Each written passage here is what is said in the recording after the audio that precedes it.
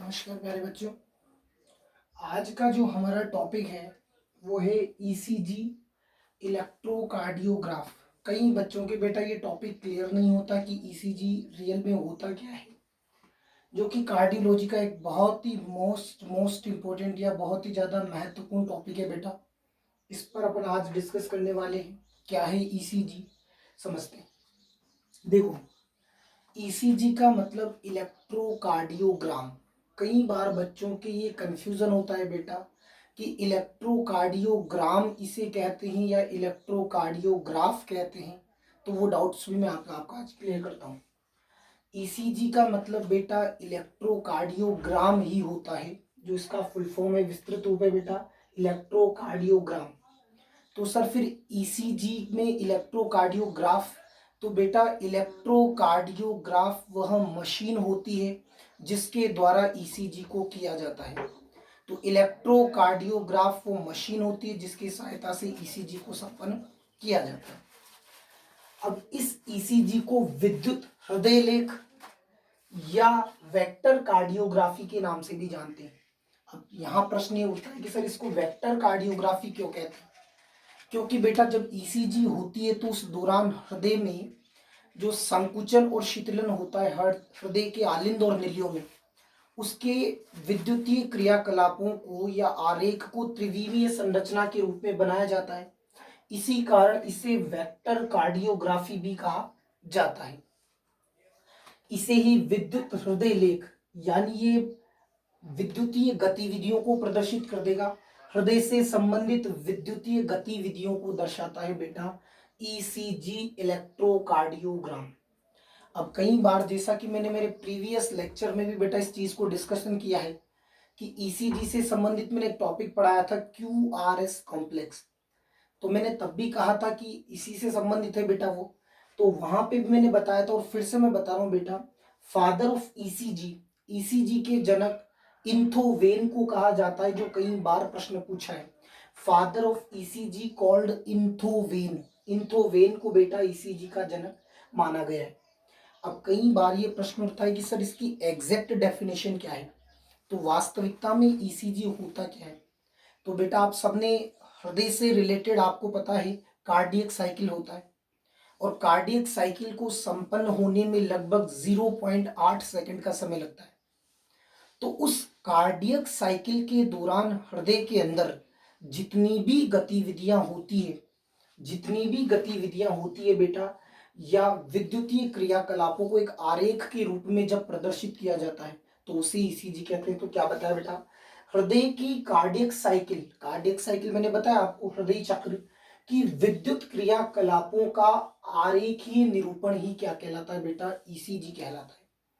अब ध्यान दे बेटा, मैंने कहा था अभी आपको, जैसे पहले बोला कि जिस मशीन से इसको करते हैं, तो मैंने लिखा है बेटा, इसको करने के लिए जिस मशीन को काम में लिया जाता है उस मशीन को इलेक्ट्रोकार्डियोग्राफ कहा जाता है। ध्यान दे बेटा कि ये शो क्या करता है ईसीजी। ईसीजी बेटा हृदय के जो 4 कक्ष हैं, जो चैम्बर्स हैं, आलिंद और निलय, उनमें संकुचन और शीतलन जो होता है, संकुचन और शीतलन जो हृदय के आलिंदों और निलियों में होता है, उस संकुचन और शीतलन को विद्युतीय क्रियाकलापों के रूप में एक निश्चित पैटर्न में प्रदर्शित करता है बेटा ईसीजी, इलेक्ट्रोकार्डियोग्राफ। तो ध्यान रखें। अब कई बार बच्चों के माइंड में प्रश्न होता है कि मैं इसके बाद आपको एक मानक ईसीजी का डायग्राम बनाकर भी बताऊंगा बेटा।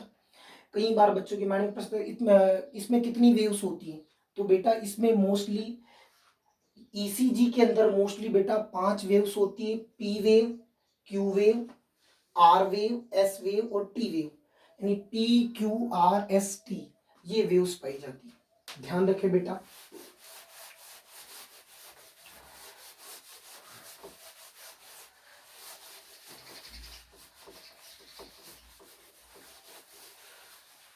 नेक्स्ट, अब कई बार बच्चों को ये नहीं पता होता कि सर ईसीजी करते कैसे।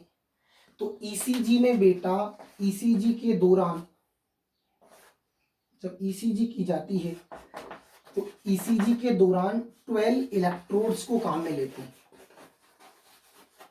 12 इलेक्ट्रोड्स को मोस्टली काम में लिया जाता है, कम में भी ईसीजी की जा सकती है, पर मोस्टली 12 इलेक्ट्रोड्स को काम में लिया जाता है। और शरीर दो दो इलेक्ट्रोड्स को शरीर के लगभग 6 भागों में लगाया जाता है बेटा। शरीर के 6 भागों में 12 इलेक्ट्रोड्स को लगा देते हैं बेटा और ईसीजी करते हैं। अब कई बच्चों को ये पता नहीं होता बेटा कि इन इलेक्ट्रोड को शरीर के किन किन भागों में लगाया जाता है। तो बेटा इलेक्ट्रोड्स को चेस्ट रीजन में, छाती वाले भाग में, रिस्ट में, कलाई वाले भाग में, और इसके अलावा एंकल्स जो होते हैं बेटा, टखने जिन्हें अपन कह सकते हैं, एंकल, रिस्ट, कलाई और चेस्ट, इन विभिन्न भागों में इलेक्ट्रोडों को प्रत्यारोपित किया या लगाया जाता है और ईसीजी को किया जाता है।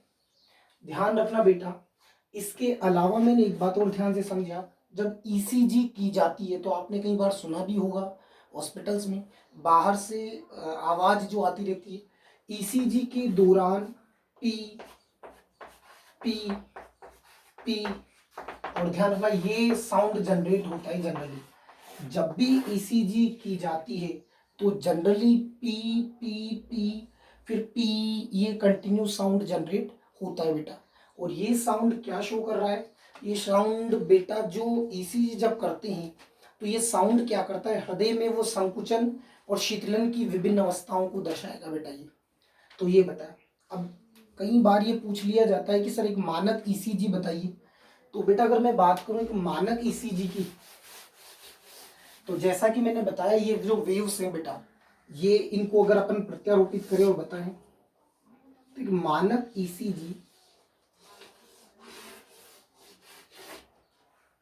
ये P wave, Q wave, R wave, S wave और कभी कभी एक पी वेव।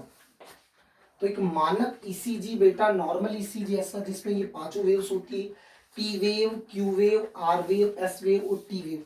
और आपको मैं क्यू आर एस कॉम्प्लेक्स तो पहले ही डिस्कस कर चुका हूँ। इसके अलावा बेटा मानक ईसीजी का ये मैंने आपके सामने बना रखा है इसका डायग्राम, ध्यान रखें ये है मानक ईसीजी।